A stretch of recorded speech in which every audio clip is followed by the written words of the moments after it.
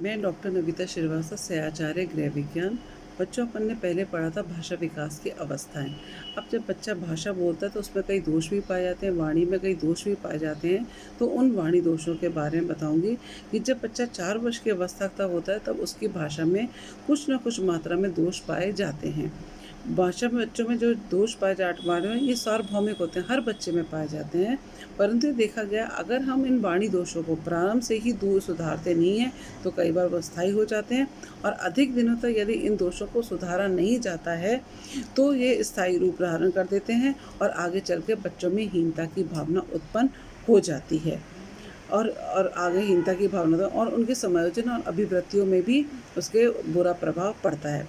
यदि अगर ये दोष जन्मजात होते हैं तो हम उनको दूर नहीं कर सकते हैं, लेकिन अगर ये जन्मजात नहीं होते हैं, वातावरण के प्रभाव के कारण ही उत्पन्न होते हैं, तो हम उसको किसी हद तक उसको हम दूर कर सकते हैं और उसको हम सरलता से भी दूर कर सकते हैं। वाणी दोष की व्याख्या करते हुए मनोवैज्ञानिक हरलॉक ने कहा है कि दोषपूर्ण वाणी अशुद्ध वाणी है। दोषपूर्ण शब्द का लोकप्रिय ढंग से उपयोग बोलने संबंधी दोषों से है, लेकिन विस्तृत अर्थों में इसका उपयोग अशुद्ध वाणी से संबंधित सभी विकारों के लिए किया जाता है। विकार शब्द का उपयोग उच्चारण के गंभीर दोषों के लिए किया जाता है।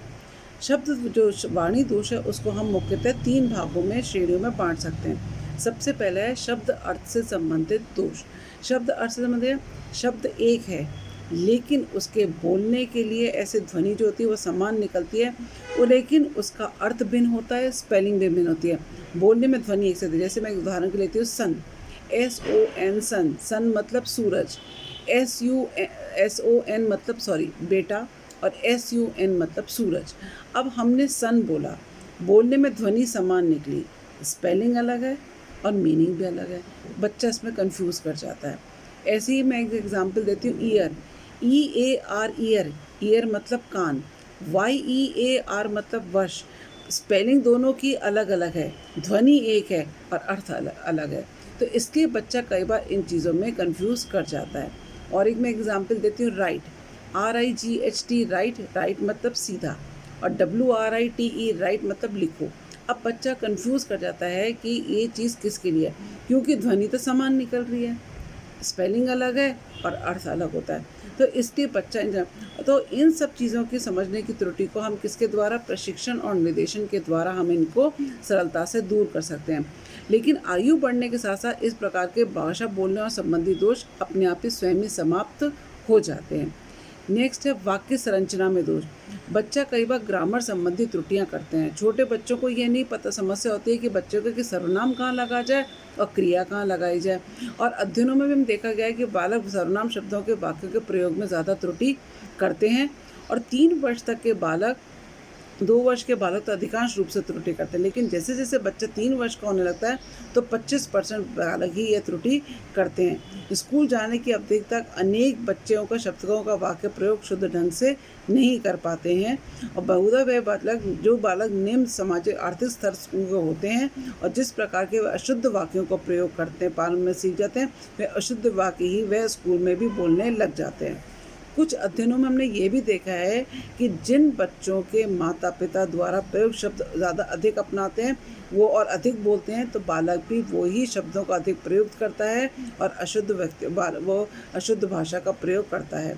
लड़कियों की अपेक्षा लड़के वाक्यों में ग्रामर त्रुटियाँ अधिक करते हैं, और बालक के वाक्यों की इस प्रकार की त्रुटियों का उसके स्वयं के ऊपर बुरा मनोवैज्ञानिक प्रभाव भी पड़ता है। अतः बालक की इस प्रकार की त्रुटियों की उपेक्षा हमें नहीं करनी चाहिए। अगर हम इसमें उपेक्षा करते हैं तो इससे बालकों की अगर वाक्य संरचना शुद्ध नहीं होती है तो वो दूसरों को अपने विचार शुद्ध ढंग से समझा नहीं पाता है, ना वे दूसरों के विचारों को शुद्ध ढंग से ग्रहण पढ़ पाएगा। और कई बार क्या होता है कि देखा गया कि बच्चों में इस प्रकार से अपने आप में हीनता की भावना आ जाती है।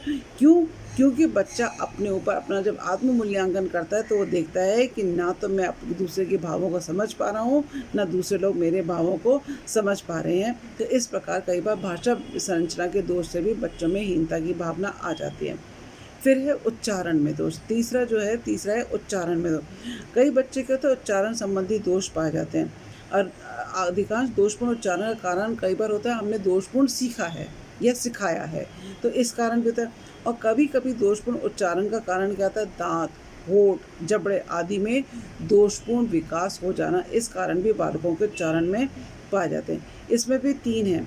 बच्चे शब्दों को बोलने में कई बार एक अक्षर खा जाते हैं या शब्दों के कुछ अक्षरों का उच्चारण ही नहीं कर पाते। जैसे उदाहरण के लिए अध्ययन, हम कहते हैं अध्ययन, लेकिन बच्चा अध्ययन तो एक य को खा जाता है।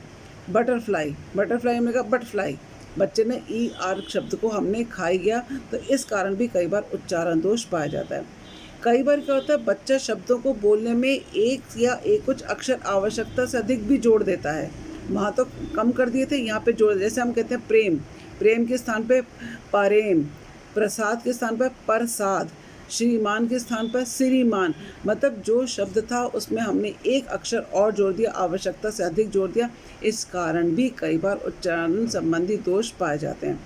कई बार क्या होता है, बच्चे उन शब्दों का प्रयोग गलत ढंग से करते हैं जो बहुत कम प्रयोग में आते हैं, जो कि रोज़मर्रा की ज़िंदगी में क्या 15-15, 20-20 दिन तक बोलने में नहीं आते हैं। उदाहरण के लिए ऑटोमोबाइल, बच्चा ऑटोमोबाइल नहीं बोल पाता है, उसके उदाहरण के तौर पर टाटोमोबाइल बोल जाता है।